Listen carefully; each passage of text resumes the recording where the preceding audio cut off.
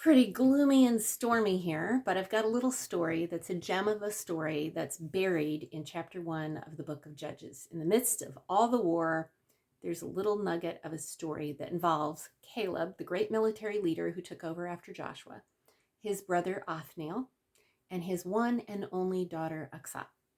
So the Israelites are going up against this enemy, and Caleb says, whoever defeats this enemy can have my only daughter in marriage.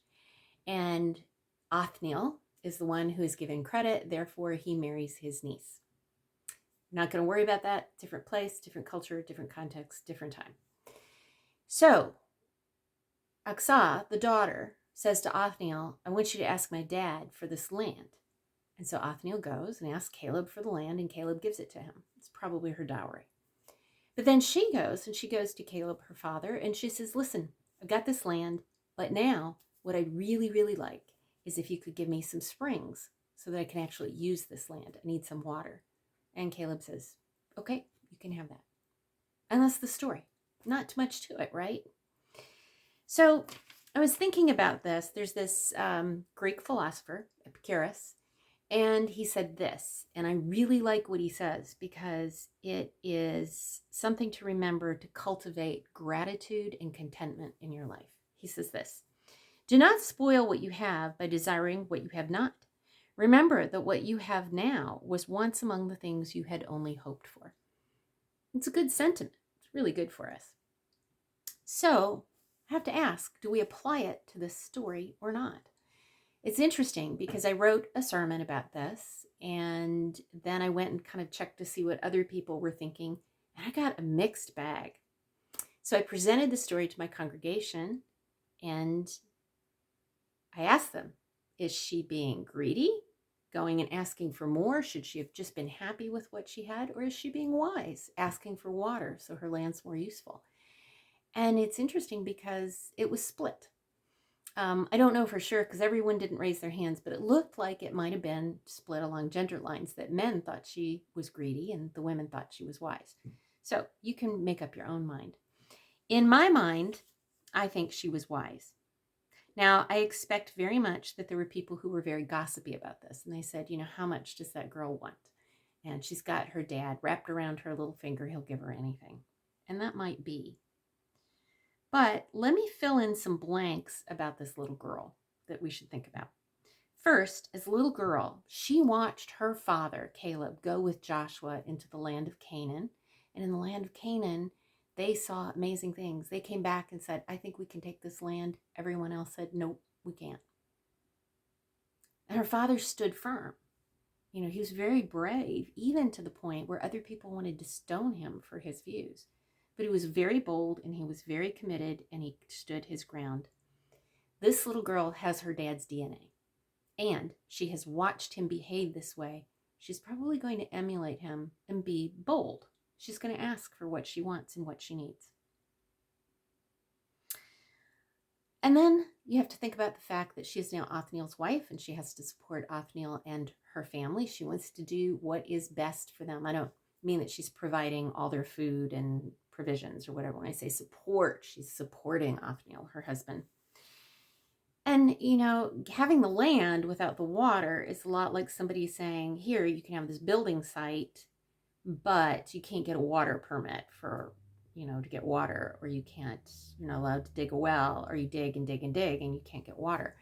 So I don't know how much she would be able to use the land without the water. So there's something to think about. And I think as well, she remembers the promises that God made to Abraham. He promised land and seed and blessing to the people. It was a long, long time ago that those were promised. And so I think she's bold because I think she sees herself as someone who is a recipient of that promise.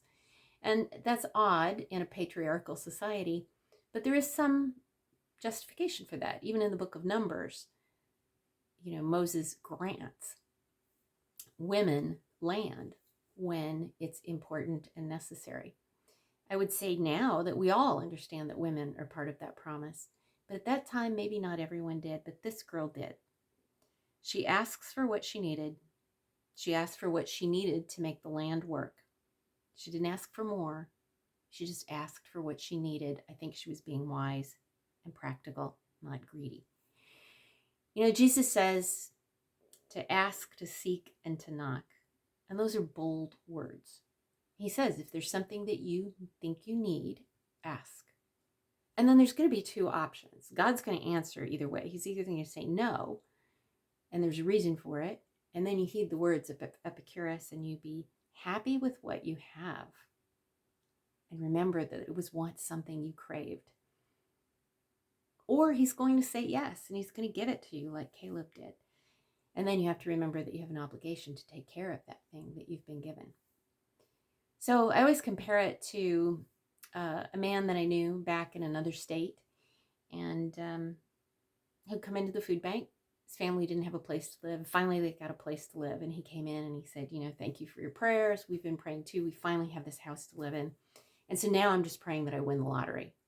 And I thought he was joking, but I asked him, I said, you're not serious about that, are you? And he said, yes. I said, well, maybe what a more reasonable thing to pray for is just that perhaps God would give you the job you need to help support and take care of your family. And he said, but if I won the lottery, I could do that and I wouldn't have to work. So, you know, you can ask God for whatever you want. That's between you and God. But I think that if you're asking for the lottery, you're not really kingdom focused in what you're asking for. And I think that Jesus, when he says ask, seek, knock, pray for what you want, he's saying that you have to be kingdom focused. And that is a little greedy to say, just help me win the lottery. It's very different to say, give me what I need to successfully get by. Give me what I need to take care of my family. Get what I need to accomplish this. So, I don't know, you might disagree with me. You might agree with me today. I don't know. The Bible doesn't give us any clue as to how God views Aksa. I'm not even sure why the story is presented where it is in the book of Judges, but it is.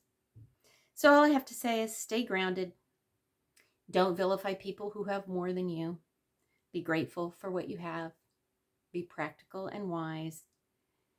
You know, don't be afraid to ask God for the things that you need. Be prepared for him to answer in the affirmative or the negative. If it's the negative, then be happy with what you have. Begin to look for a new path. And if he says yes, then rejoice and take care of it. And that's all I've got today.